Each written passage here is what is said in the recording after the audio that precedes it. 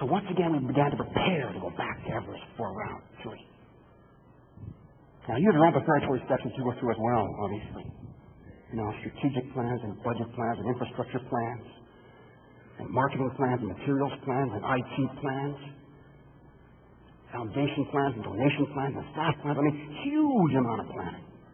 Now, I believe success is exactly that way. I believe success is 97% preparation, but only 3% execution. 4 steps involved in climbing Mount Everest. First, raise the capital. Second, organize the trip.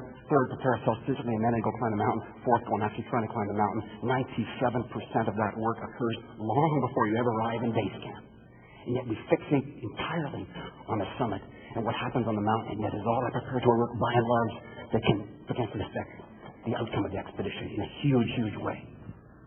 So we went through those preparatory steps. We raised the capital, and then we began to prepare ourselves physically and mentally to go climb the mountain. Now, because I speak anywhere from 60 to 80 times a year all over the world, I can't always get out to the mountains to train. Because sometimes I'm in San Diego. But I found I could always go to the health club at the hotel. So here's what I did. I loaded up my backpack with 50 pounds of weight. I put 5 pounds on each ankle. I cranked the treadmill up to maximum incline 25 degrees, and I trained there for 2 hours at a time.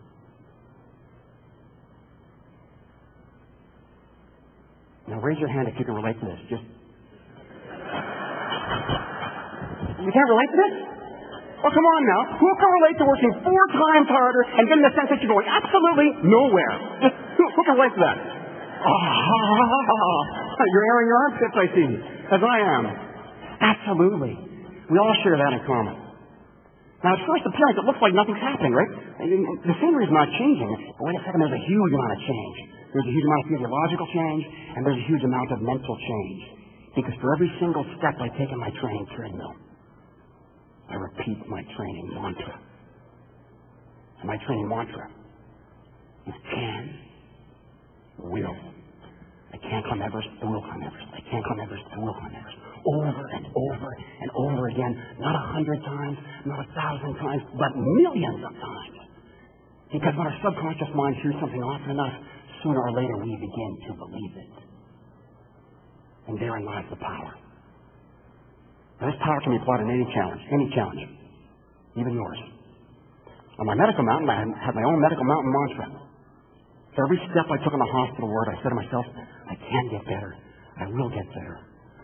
I even repeated to myself while I was on the stationary bike on the ward receiving chemotherapy. You see, in every obstacle, there is always opportunity. The obstacle that you have is to somehow fulfill this massive demand. But in that massive demand, there's also massive opportunity to positively affect the lives of millions and millions and millions of people far beyond those that you're currently touching.